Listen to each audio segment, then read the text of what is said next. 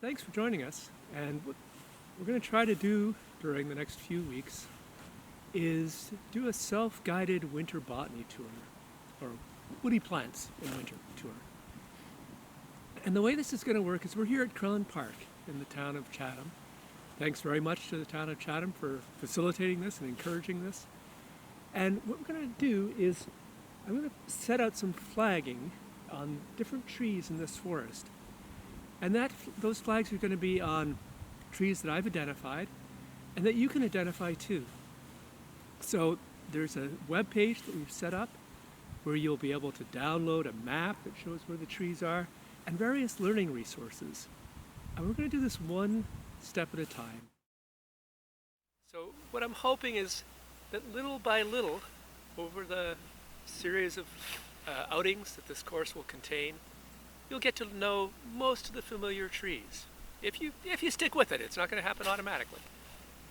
So we're going to have the first batch, what we call our first friends. And the first friends are a few of the most common trees. And if you learn these, then you'll know a good part of the trees in the forest. Not all of them by any means, but you'll know a good part of them. And then next week, or in a couple of weeks, we'll add another batch. And then the following week, or the following 2 weeks, we'll add another batch. And so that way you can kind of build up your knowledge little by little. The instructions to all this are on the web page, materials, so I hope it's understandable and you can access those. A little bit of protocol, of course, I'm doing this all by myself. I'm just staring at a little camera on a tripod. So I'm not wearing a mask. And I would, however, suggest you bring one just to be on the safe side. If you're out here and somebody else is looking at your tree, if you happen to be in close quarters, then you have the mask with you. Else, I just hope you have fun. Let me give you a little bit of the way we approach trees, tree identification in winter. Because you come up to a tree and you go, there's no leaves on it, no label on it. What am I supposed to do? How am I supposed to identify it? And the way we think about this is as a detective story. So you're out here, and the point is, you're going to gather evidence. You're going to try to put together the various pieces and make your best guess as to which tree you're looking at. And there are various characteristics that are going to help you. There's bark, there's buds, there's twig arrangement, there's smell, there's some other ones I'll get to. But the point is that no one of those characteristics is always going to be the best one for a certain species of tree. Sometimes the tree bark is distinctive and you can look from here and go, black cherry. Fine, that's great. If you can do that, don't make life complicated. But many times it's not so easy. And so you want to try to look at various pieces, pull it together. The twigs look right. Yeah, the bark looks okay. And if I dig around, I find leaves that look like they belong. Okay, I think I know who this is. So really, again, think about it as a detective story. Come up with your own little clues. I have really strange ones that I use about bud shape that my wife just doesn't understand. But they work for me, and that's fine. So come up with your own. They're not necessarily the ones I'm going to tell you about. But hopefully, by coming out and doing some of this, and starting to get familiar with the trees, you'll have a footstep. You'll have a step in to learning the trees in your forest and in the forest around here.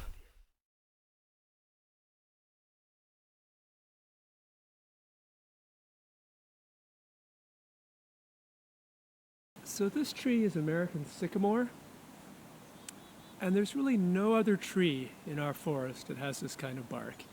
So this is an example where when you approach a tree and it's got this bark, you're good to go.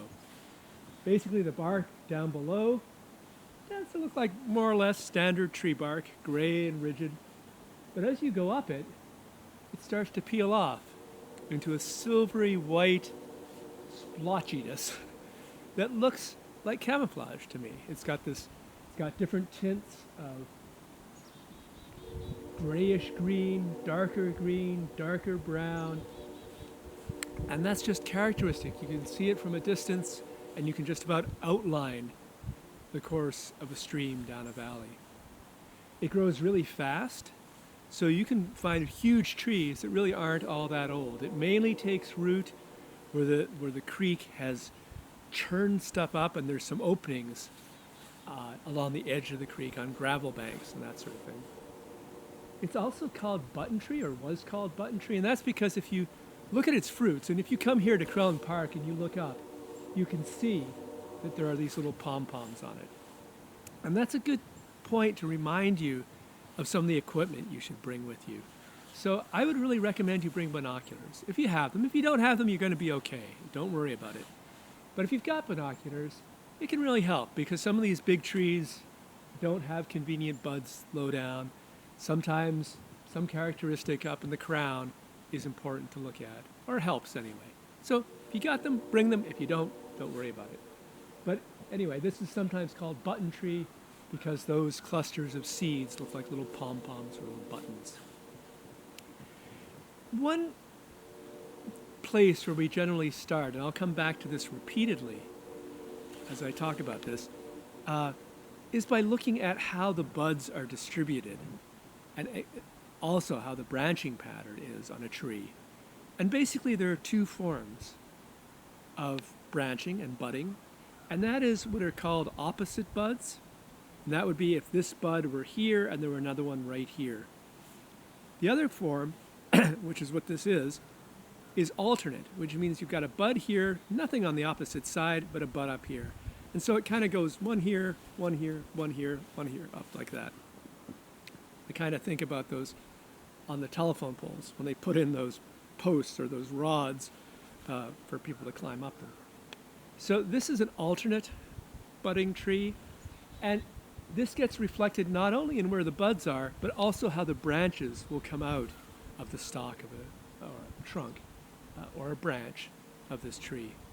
So if it's alternate, there are quite a few different kinds of trees that it can be, or bushes. But the nice thing is, if it's opposite, you've really narrowed down the group of trees that you might be looking at. Basically, if you're looking at a big tree in our forest, your options are ash or maple. Now, there are different kinds of ash and maple, but at least that's got the groups specified. We also do get occasionally flowering dogwood trees, but they don't become huge canopy trees. And then there are some bushes that are opposite. Now, I told you don't really need to look at much other than the tree bark for this tree to identify the sycamore. However, if it's a small tree, which they all are to begin with, then the bark will not look so distinctive. And so it's always helpful to also look at the buds. And sycamore are fun because they've got some really neat buds. If you look at some of the materials that I provide on the website, you'll see some good up-close pictures. So basically, they're like little wizard's hats, where you have this very conical, long bud, and then actually the leaf scar that would have gone around this almost encircles that bud. So they really look like, little elves or little wizards, but a unique shape to those buds. So once you start looking at tree buds, you'll realize when you come back to these that they're not your run-of-the-mill tree bud. Okay, so American sycamore, the first tree. Hope it sinks in.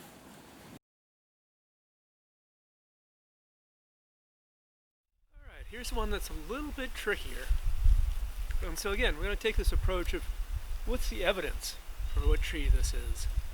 So one of the things that you notice first about a tree like this is, we're here in the middle of winter and it's still got leaves on it. And that is actually a good hint. It doesn't tell you exactly what it is, but it limits it. So one of the groups that has leaves often, or keeps its leaves often in the winter, are oaks, which is what this is. You'll also find it on beech.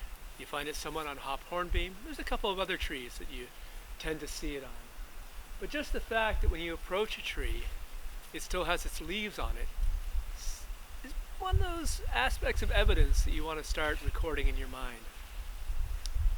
So you look at this tree, one of the things, it has a very typical oak leaf. There's not really very many other trees we have that have this shape of leaf, sort of oval, but with very obvious teeth, or lobes, you could say. Actually, not teeth, they're lobes. And one of the things that you, as you start to learn oaks, there are basically two groups of oak trees. These aren't species, they're groups of species. But you have the red oak group and the white oak group. And so when you approach an oak tree and you look at it, you go, ah, okay, is it red oak group or white oak group? And what you want to look at is whether these lobes are pointed. In this case, they are pointed, and that makes it a tree in the red oak group. Now, if it were a white oak, and I'll show you one of those later on, these would be rounded. They would be much blunter. And so this is a red oak group. It's a tree in the red oak group. And in fact, it is the red oak. The other trees, some of the other trees in that group are black oak, scarlet oak. There are quite a few black oak here, and we'll see those later. So you're starting to think, okay, it's got oak-shaped leaves.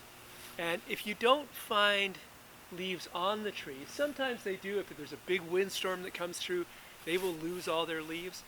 If you don't find leaves on the tree, you better find them on the ground, because the oak leaves do not rot quickly. And so if you think you're standing in front of an oak tree and you dig down and you find no oak leaves, you really should second guess yourself. You should think again. So this is an oak tree.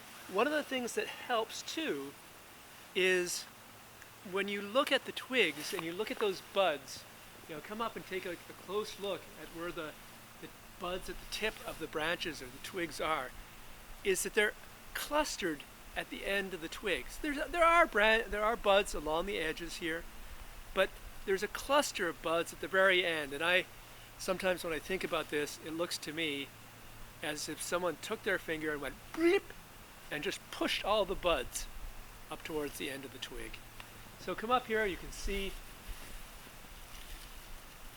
there are groups, clusters of buds at the ends of these twigs. And this is something you can even see when you're looking up at a tree with binoculars. You could see this. Okay, so we've narrowed it down to a tree in the red oak group. And then there are a couple of other things you want to look at. The bark will help you a little bit, although it's a little bit of a typical tree bark. But one of the things you notice, it's gray and furrowed at the bottom, and then as you go up it, those furrows start to get smooth topped and they start to get almost shiny. Claudia, my wife, who's a skier, says it reminds her of sort of ski trails down a slope. So if that works for you, it doesn't necessarily work for me, but if it works for you, great. But the idea is you have this sort of generic dark gray rigid bark at the bottom, and then as you go up, some of the ridges that are down at the bottom flatten out, and that's somewhat typical. The other thing that's going to help you, that's typical of red oak, I should say. Another thing that's going to help you are the acorns themselves. And specifically, you want to dig around and see if you can't find an acorn cap. This is the part that goes, so the acorn itself would be, the nut would be down here below. This is the little cap that goes on. This was where it would attach to the tree. The shape of this cap is going to help you identify what sort of tree it is. Now you won't be able to see it, I'm sure, on the film here, but this is a pretty shallow one. It's a little bit like maybe a soup bowl or something a little bit flatter than a soup bowl, but that's typical of red oak. When you get to the black oak, it's going to have a deeper cap. So that's one thing to keep an eye out for. Another thing that's going to help you, or can help you, on these trees is actually looking at the buds quite closely. So here's a place where another piece of equipment would be useful, and that's a magnifying glass. If you've got a little magnifying glass, bring it along. Again, not absolutely necessary. You're going to do fine without it, but yeah, it'll let you see a little bit more if you have one. And what you're going to see if you look at the buds of a red oak is that they're really this kind of brownish, reddish, brickish colored. They're fairly large and they're pointed. So if you were looking at a white oak tree, for example, those buds would not be pointed. They'd be rounded like little BBs. If you were looking at black oak, those buds would not be so red. They'd be hairier. They'd be kind of grayer, more silver. So this is the red oak tree, and it's a tree that's fairly common in our forests. It's probably is our most common oak tree around here. And you find it in a variety of places. So really you'll find it like this one kind of close to a stream edge, but you'll also find it as you go up a hillside.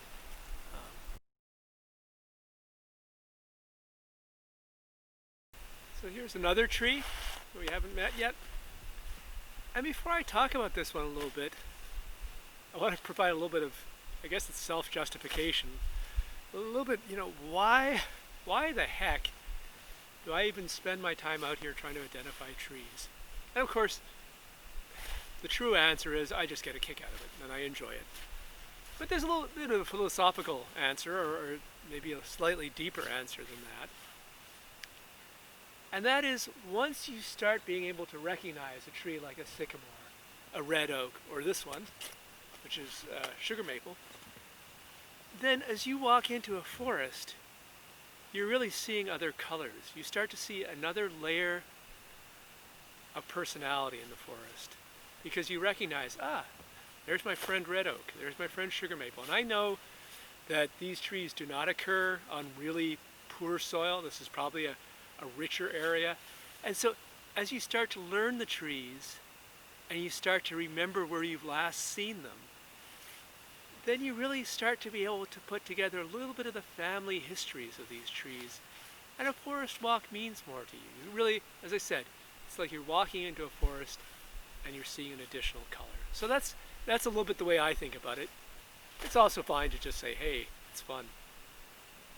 So this one is sugar maple.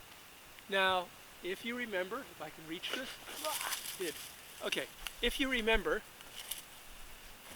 one of the first things you want to look for when you approach a tree is whether the branching and the buds are opposite or alternate.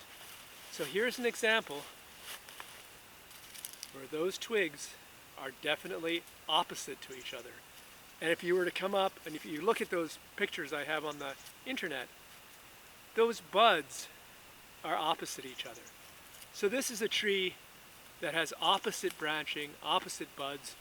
If you look up and you look at the sky, and I've got a photograph of this, if you look at the branches against the sky, you'll see many of those twigs are opposite. Now, to be honest, they're not always going to look opposite. You might look up and say, gee, here, like this one, gee, there's nothing over on the other side of this one. It's not opposite of anything. And the truth is that sometimes twigs fall off. And so what you want to look for is the general pattern. If they're generally opposite, you've probably got an opposite tree. And that narrows it down, as I said. In our forest, mainly to ash and maple, sometimes dogwood. As you get into the shrubbery, then you get honeysuckle, you get viburnum. Now, like the oak, this one happens to still have its leaves on. That is not so typical of maple, and it's sort of worth pointing out that any rule that we make, it's not always going to hold. Trees are like us, they have personalities, there's individuality, they don't all look the same. So I wouldn't go by the fact that this tree still has leaves on it to say that it's a sugar maple. That's actually a little bit acharacteristic, but it's helpful for us because then I can just pluck a leaf off of here to talk about it. One thing before I do that is that the buds of sugar maple are also characteristic. So sugar maple is not the only maple we have in the forest. We have about 6 or 7 species of maple. The other common one is red maple, but we also have silver maple, we've got striped maple, there's mountain maple, there's introduced Norway maple. So there's some things out there that can confuse you. If you look at the buds, there's no confusing sugar maple. So look at those cards that I posted online, look at some of those pictures, and what you'll see is that sugar maple has fairly small but very sharp buds. And they're kind of, the twig tips are kind of a café con leche, coffee with milk color. They're brown, a little bit of red in them, but that's a typical bud and a typical twig of sugar maple. Now, this tree still had its leaves on it, and you might be able to find some leaves underneath the maple tree even in winter, but the maple leaves disintegrate very rapidly, and so it's a little bit touch and go as to whether or not you'll find intact leaves under the snow. But the sugar maple leaf is basically what the Canadian flag is. The Canadian flag is a stylized version of a sugar maple leaf. Very typical, usually has 5 lobes, quite clean cut edges. If this were a red maple leaf, it would look as if somebody had ripped it. But it's not, it's a sugar maple, and that's gonna help you somewhat.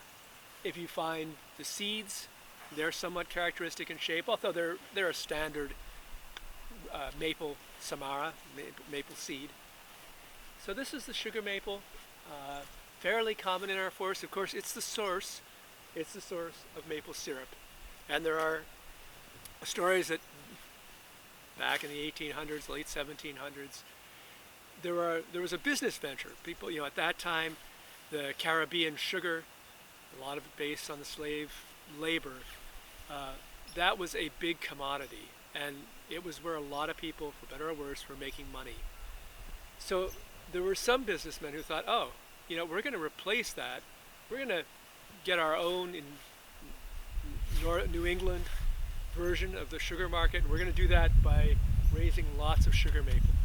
It didn't pan out, but nonetheless, of course, maple syruping continues to be an important part of the economy in the Northeast.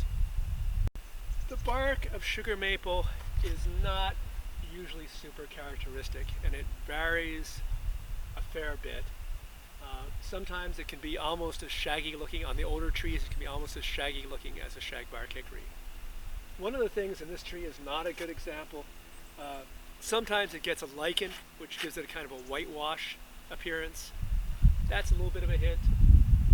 But really, the bark, I don't find the bark to be all that helpful as a characteristic on sugar maple.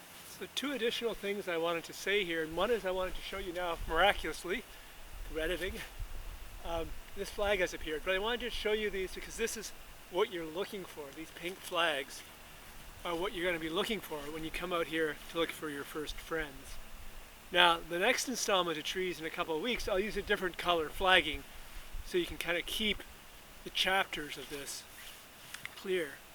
The other thing I wanted to say was, this is the point, if this were in person, this is where I'd ask, are there any questions? Are there any comments? Are there any observations? And it's where people would bring in some neat stories they might have about sugar maple.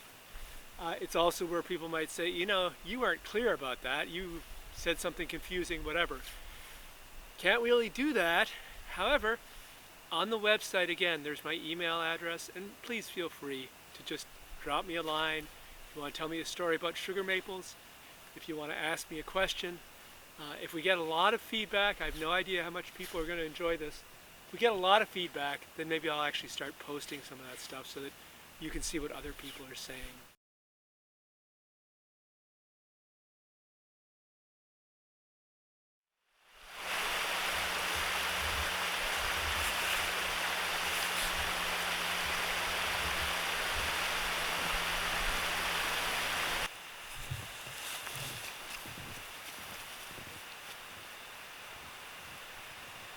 Alright, so this one, which is conveniently already flagged, actually I came and flagged it before I turned on the camera.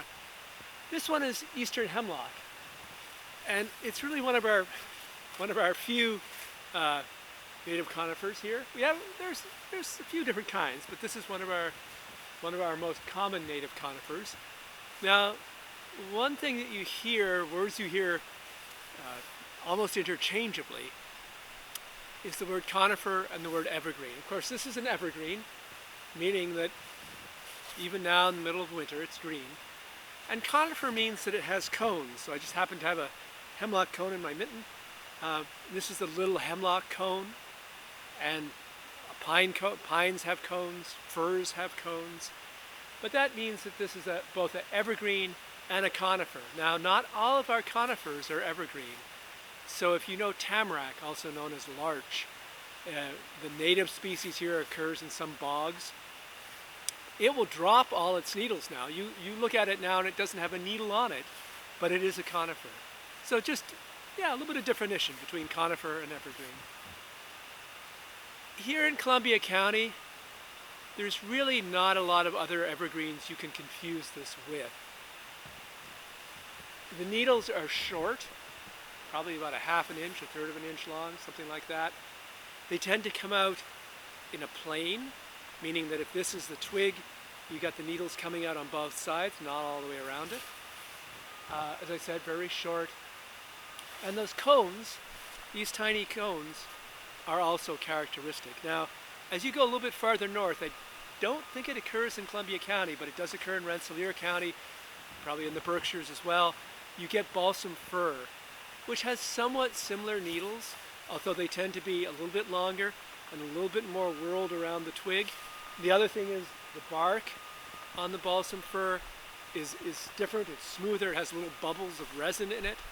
And then this is a place where looking at the cones again is helpful, because on the balsam fir it's a much bigger cone. So this is eastern hemlock. One of the historical aspects of eastern hemlock is probably here in the county, but certainly as you go over into the Catskills, many of the hemlock were cut down for tanning. So in tanning, that's the process by which you take an animal hide and you convert it into leather. In that process, the hide is passed through various baths or soaks of acids and other chemicals to make it both stay limber and also be preserved, so that you can use it as leather in boots or clothing or whatever, or belts or anything like that. And one of the barks that was used in making those soups that were part of the process of tanning was the bark of hemlock. And so to get that bark, they would go into hemlock forests, cut down many trees, strip them of their bark, and then use that as a soak, part of the tanning process. That wiped hemlock out of quite a few forests. Probably not completely, because they only went after the bigger trees, but at least it took out a generation or two of those hemlock. So eastern hemlock, it's a tree that occurs in situations kind of like we have here. It will be along streams, in ravines, for example, in cool areas like that. It will also be in kind of boggy areas or wetland, swampy areas, I guess is the best word. Sometimes occurs in those sorts of places. And then the other place where we actually see it probably most is on dry hillsides. So some of these rocky hillsides will have chestnut oak. They will also have hemlock. So one thing with hemlock is that they grow really slowly. Right over here you can't see it, but right beside me there's a large cottonwood. It's about yay big around, and that cottonwood may be 80 years old. Likewise, as I told you, those sycamore grow really fast. So those trees, when you see a big tree, you don't really know how old it is. Hemlock, on the other hand, tends to be almost on the opposite pole. It grows very slowly often. So you might have a tree that's only about this big around, and that tree might be 40 years old, say. We have counted rings on hemlocks that were cut on a hillside. Soil wasn't very good. It was pretty thin. And those trees were probably about this big around. We counted the rings, and there was pushing 200 rings. In other words, those trees were about 200 years old, probably started growing somewhere around 1800, and yet they were not what you would even consider a big tree. So that's just something to keep in mind as you're walking through a forest and trying to gauge the age of the forest. The type of tree, the soil conditions, they're all going to affect how quickly a tree grows and how big it gets.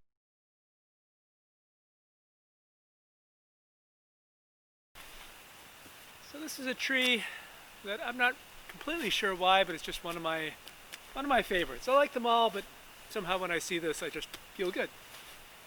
This is Hop-Hornbeam. So Hop-Hornbeam doesn't usually get to be a very big tree. This is kind of this is almost a largish Hop-Hornbeam. You often see them in the forest, substantially smaller. They're generally thought of as an understory tree, meaning that they rarely get all the way up into the canopy. These aren't doing bad. These are getting pretty high. In a few places, we've seen them actually quite big, but they will reproduce under the canopy of some other larger trees. Now, approaching this tree, I think this is one where you can really go by the bark. So it has this typical shaggy bark that peels off in these long, thin strips. Now, here's an analogy that works for me. It may not work for you. I think that's a McDonald's French fry. So when I see this, I think, the French fry tree bark. And that means it's hop-hornbeam. The hops, the name hop-hornbeam, it's actually kind of interesting. It's got various parts to it. The hops part of it is because when you find a seed cluster, which I don't happen to have here, but there will be some pictures on the internet. When you see a seed cluster, it looks like a cluster of hops. So that's where the hop part of it comes from. Hornbeam means basically wood as hard as a horn. It has a very hard wood. Another name for this, which is applied to this tree and musclewood, which we'll see, is ironwood. Again, meaning that the wood is so hard that it's almost as hard as iron.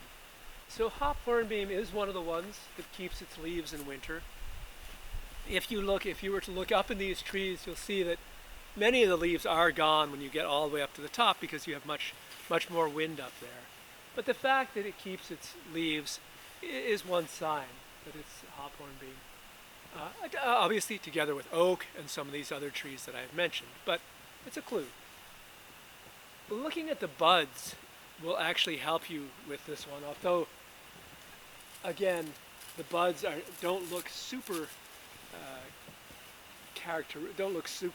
distinct, but in fact they are if you look at them more closely. One of the aspects is that the branches, the twigs on hop-hornbeam are very thin, and actually the buds form a swelling. They almost look like drops of water scattered along the twig. And if you look at those buds even more closely, you'll see that the scales, the outer parts of the buds, have little vertical ridges on them. You can see these in the photographs that are available. And that's typical of hop-hornbeam. Now, one of the things that I really like about hop-hornbeam is I find it to be a very graceful tree. These ones that are reaching straight for the sky, they don't have very many low branches. But when it's in a more shaded situation where it's just decided it's going to hang out down below the canopy, it tends to send out these lateral branches that are very much in one plane and very much have these delicate twigs coming off of them.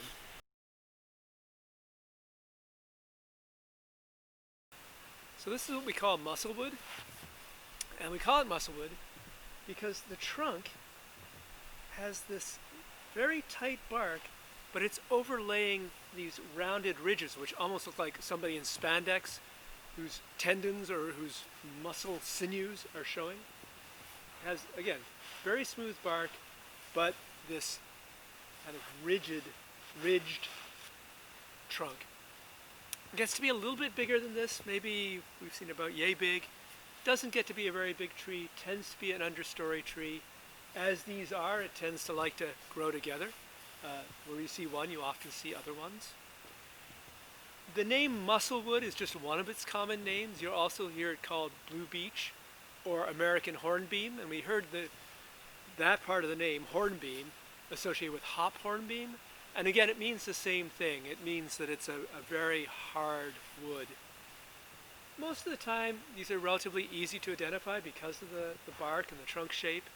Tends to occur in areas that are moist, not swampy, but where the soil is moist, where it's a flat area, where you have some sort of a seep going through, something like that.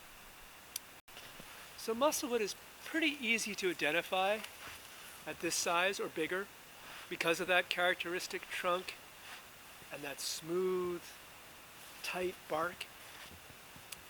However, if you get fanatical enough that you want to identify something this size, then you have to be a little bit more diligent because at this size, often the bark is not yet typical of a larger tree. You don't know for sure whether this is a musclewood, say, or a hop-hornbeam.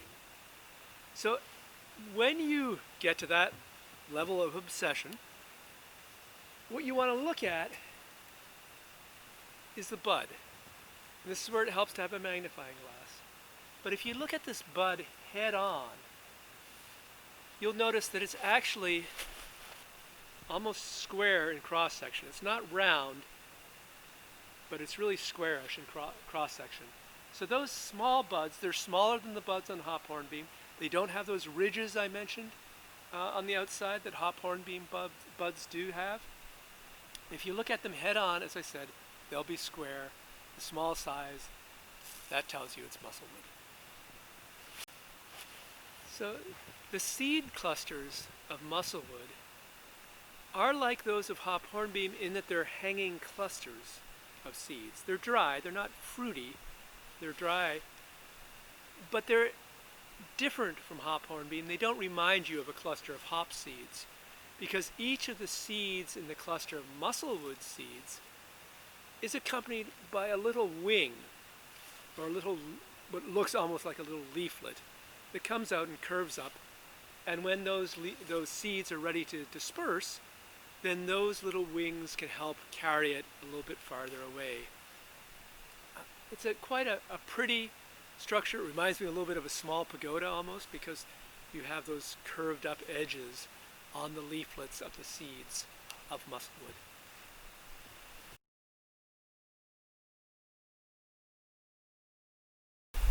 So as I was saying, white pine holds snow, which drops on me. So the white pine has this very thick but feathery growth of needles. So when you look up at it from the ground, it looks wispy. When you hear the wind blow through it, it hisses. And this is a very typical characteristic of white pine. And there really aren't any other pines that we have around here which have needles that are quite as feathery as this. Red pine has needles that are as long, but they come in twos, and they're much thicker. We have Scotch pine, we have pitch pine, all have shorter needles. Another characteristic that's important to look at that will really clinch it for you is that each of these clusters of needles are made up of 5 needles. So when you look at a twig of white pine, and I just found this one on the ground, I did not scale the tree and bring it down, so go around and see what you can find underneath the snow, or if there's no snow, just hiding underneath the leaves. And then if you pluck off one of these clusters of needles, as I said, they have 5 needles to them, and that's typical of white pine. There was a little hint that somebody gave that the word white has 5 letters in it, as does the cluster of white pine needles have 5 needles in it. So white pine, it has a bark that tends to be somewhat dark, not really all that super characteristic, tends to grow relatively fast. I don't know how old this tree is. It might be 150, 120, 100 years old. It's hard to know. Maybe even a little bit less than that. You'll notice that I hedge my bets around tree ages, because it's a place where you do not want to gamble unless you want to lose money. So, but one of the things about white pine is that it likes to grow where it's open. So you mainly find it in forest breaks, forest openings, and then where you'll find it quite commonly in our landscape is in old fields. So if conditions are right, if it's a year in which white pine are producing lots of seeds, and a farm field just gets abandoned, then white pine can come in and very thickly colonize that field, and you'll end up with essentially an outline of that farm field in white pine. Now what also happened, and what can also result in rather square-looking pine stands, is that especially starting in the early 1920s and going through, say, the 1970s, 1980s, there was quite an effort to provide another use for abandoned farm fields. And so white pine and other conifers, other evergreens, were sometimes planted on those fields. And so you will find plantations of white pine. They tend to have, as is true for most plantations, in those cases, the trunks tend to be in straight lines because they were planted in straight lines.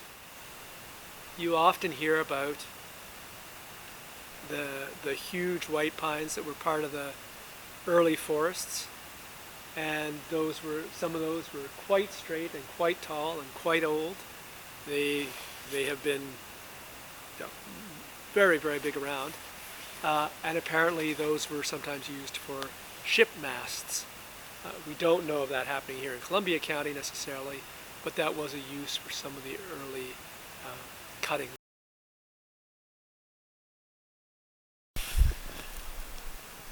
Now here's a tree that's admittedly a little trickier.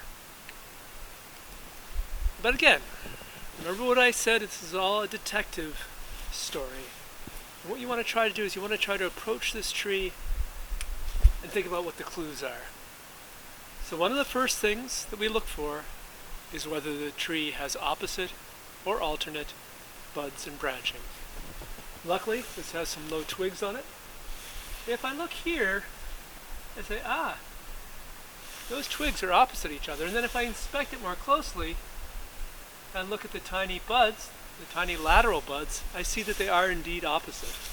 If I look up into the tree, it's a little bit ragged, but if you look up and you try to find some of the branches higher up, you'll see that indeed they tend to be opposite. Not all of them, because as I said, you have those twigs that break off, but they tend to be opposite. So this is an opposite branching tree, and that again limits our possibilities. Mainly, this is where I'd ask you, but since you can't respond, mainly it's maple and ash in our forests, sometimes dogwood, sometimes whiteberry. So we'll get to ash in our next set of trees in a couple of weeks. But ash would have much more rigid bark. It would not have this smooth bark like this. Plus, the buds would be much thicker, much stouter. So this is a maple. Now, we already looked at one maple. We looked at sugar maple. And if you remember, I told you that that has kind of cafe con leche colored twig tips, and it has a pointed bud. If you look at the bud here closely, and again, there's pictures for this that you can get off the website. If you look at these buds and these twigs, the twig tips are reddish, and the buds are more rounded than those of sugar maple. So that makes this red maple. Now, red maple is really a trooper. I mean, it is one of the trees you'll see in a forest like this. You might also see it relatively high on a hill. You might also see it in a red maple swamp. So it has really the largest ecological breadth of any of our trees. As the tree develops, its bark will get rougher, and there's actually a certain type of I believe it's a virus, that affects some red maples and causes them to have what's called target canker. Maybe it's a fungus. They form target canker, which is a target-shaped pattern on the bark. And that's when you see that, you know you're looking at red maple, but it's not on all red maples. So, relatively fast-growing tree, a tree of young forests, although you also see it in some older forests. So the leaves of red maple are not quite like those of sugar maple. If you remember, I said that the leaves of sugar maple are what appear in a stylized form on the Canadian flag. And the leaves of sugar maple tend to look like somebody took scissors and really could have cut them out of a piece of paper. Now, the leaves of red maple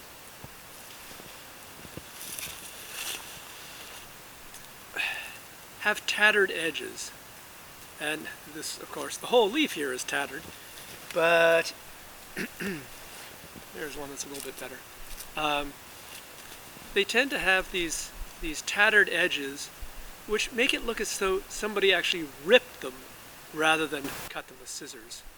Now, here is a good illustration of the different rapidity at which leaves will rot. Now, if I dig down here to look for leaves, which I was doing, I find some nice red oak leaves. Some nice solid red oak leaves. They've still got a lot of body to them. finding a red maple leaf, even under this red maple tree, was not all that easy. And that's because they rot so quickly. Once they fall to the ground, they start to disintegrate very rapidly. And so you don't find quite such a nice intact leaf as you do for the oak. And that's just something to remember. If you're having trouble finding maple leaves under what you think is a maple, realize that you may have to look pretty hard to find them. And if it's late in the winter and it's been warm and cold and warm and cold, they may have broken down quite a bit and you may not find very many.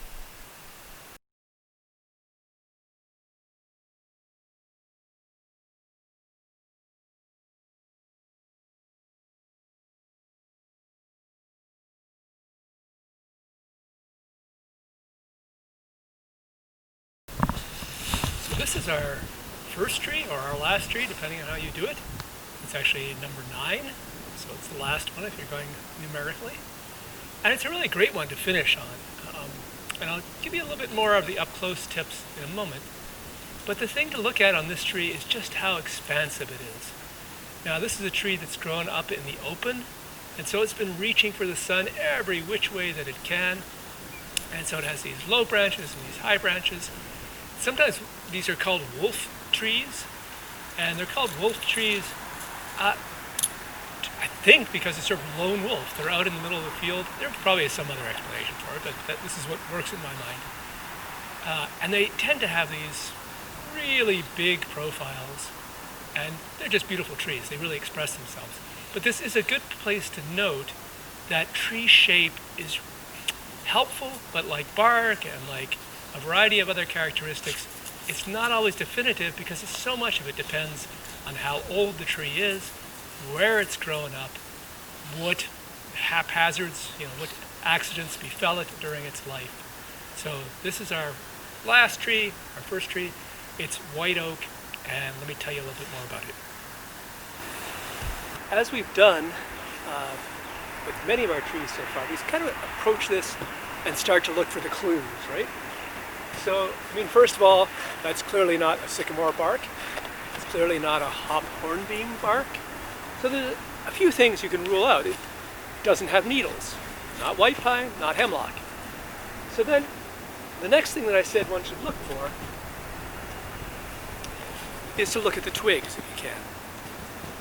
And this twig, and I'll show you some pictures, but this twig is clearly alternate. So it's an alternate tree, rules out, as you know, sugar maple, ash, dogwood. It also has clustered end buds, which means there's sort of this grouping of end buds. We mentioned this together with red oak.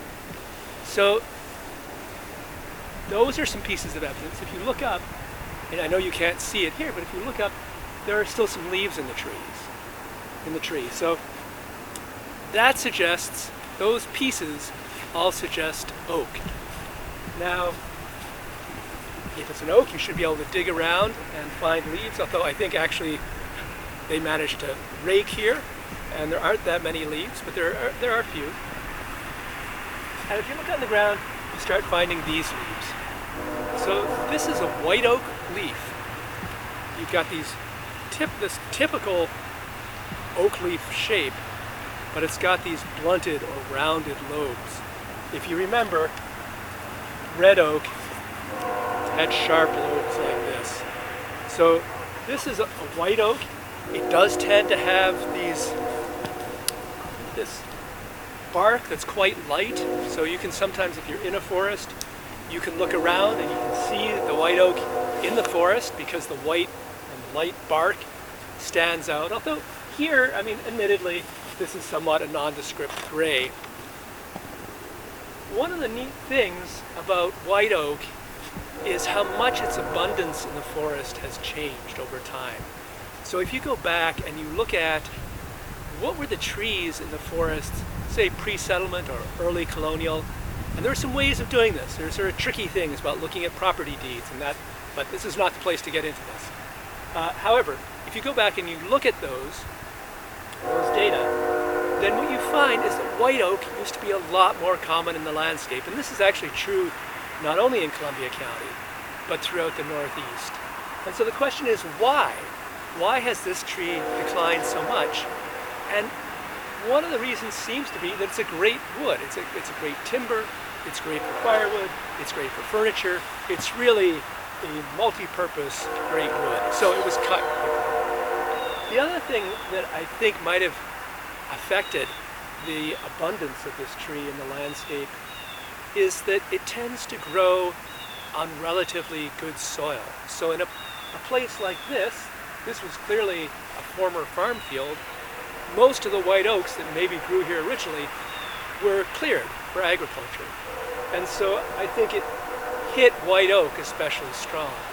Now, you find white oak down along, in good soil and flatlands, but you also find it where we actually see it most commonly these days is up at the top of hills. So if you go to the top of Washburn, for example, if you walk along the route from Sunset Rock over to Catamount, you'll see stands of white oak. A lot smaller than this, nothing as big as this, but clearly a lot of white oak. One aspect of identifying oaks that can be helpful is if you can dig around and find any acorn remains. And I'll show you some pictures of this. This actually happens to be a hickory nut, so we won't look at that. But if you look at the acorns, especially their caps, that can often help you. I showed you the flat cap associated with red oak. Well, the acorns of white oak tend to be smaller, but they tend to have a deeper cap. More like a toque, more like this hat. The other thing that's neat to realize, we talked about the red oak and white oak groups. Now this is not only in the white oak group, it is white oak. It's the species, white oak. But I talked about those two groups, and what's interesting is they have slightly different natural histories, you could say. So what the red oak does is that it actually, like the white oak, it sheds its acorns in the autumn, but then those acorns don't sprout until the following spring. They tend to have a lot of tannins. This is the red oak. Those acorns tend to have a lot of tannins, and so they're bitter. If you taste them, your mouth turns hairy. The white oak, on the other hand, drops its acorns, also in the fall, but then they sprout in the fall. And they are also much sweeter. Now, they do have some tannins. I've tried this. I wouldn't call them walnut sweet, but they take a lot less processing to become edible or palatable. One thing that seems especially prominent with white oak, but is generally one of those rhythms of nature, is that they have what are called masting years. That means a year like this, I don't think there were a lot of white oak acorns. Now, the squirrels might have picked up a lot of them, so that might help explain it. But I don't think there were a lot of white oak acorns. Some years you'll get lots, and then you'll have 2, 3, 4, 5 years, very few, and then another year with a whole bunch of acorns. One thought is that this means that very few acorn lovers can really survive just off of white oak acorns, because if you have 5 years between any major production, you got to be eating something else in between. And so one thought is that maybe this kind of spreads out the pressure and makes it a little bit easier for white oak to survive.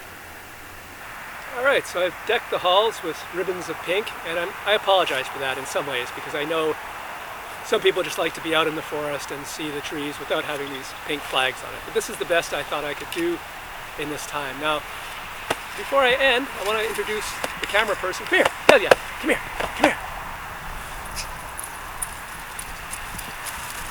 Here's my helper. Come here, Delia. Turn around. So, Delia is the camera person. She's been helping out on this, providing moral support, all that sort of stuff. And I also just want to say, I wish you all a very Merry Christmas. You're still about to celebrate that. I hope you've had a happy Hanukkah, or are having a happy Hanukkah. You're celebrating that. Any other festivities that you have, I hope they go well. I hope you stay healthy. And I hope that 2021 is one that's peaceful for you, joyful, a little bit less stress than this year. And I also hope you get a chance to get out and enjoy this landscape. And that's the whole point of this, is just to help you appreciate this land that we're in. So that's it, and I'll see you in a bit when I set up the next bunch of trees.